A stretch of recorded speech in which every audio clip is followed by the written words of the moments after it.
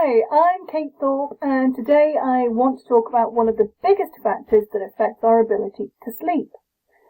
I don't know about you, but I had a former life which was a 20-year corporate career, and all throughout that time I really struggled to sleep. My main problem was lying awake with the weight of the world on my shoulders and feeling incredibly anxious with my stomach churning, worrying about everything. I would lurch from day to day. My body was screaming with exhaustion.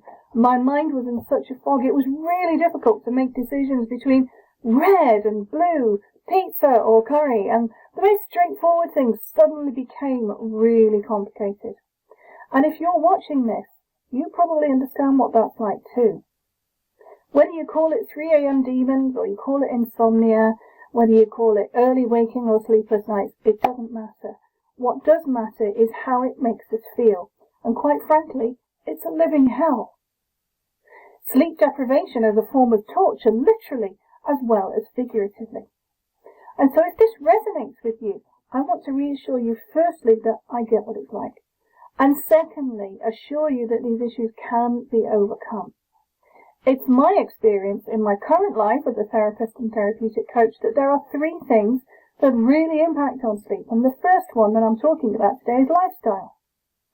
Sometimes we feel at the mercy of our lifestyle, we're unable to change it, so you might work shifts, and your routine is constantly juggled about, and you may have no control over that, so getting good sleep on a regular basis can feel practically impossible.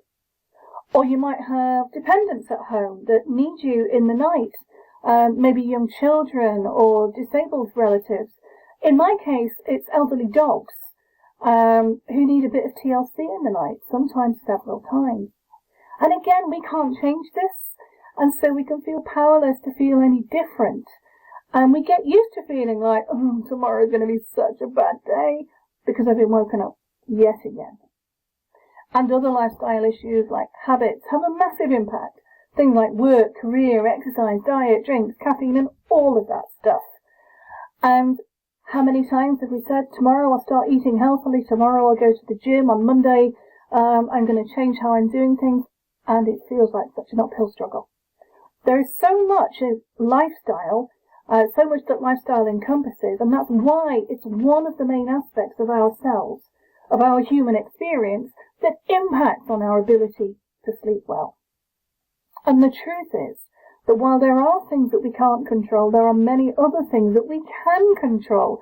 That means these kinds of issues don't automatically mean that we have to be constantly sleep deprived. There is another way. So I have a question for you. What do you identify about your lifestyle that has a significant impact on your ability to sleep? If you struggle to sleep well, what would you change about your lifestyle if you could wave a magic wand? And how would that make things different for you? I'd love to hear from you in the comments. Please don't be shy. It would be really great to hear from you. There are 2 other factors that I'll talk about in another video another time. But for now, take good care.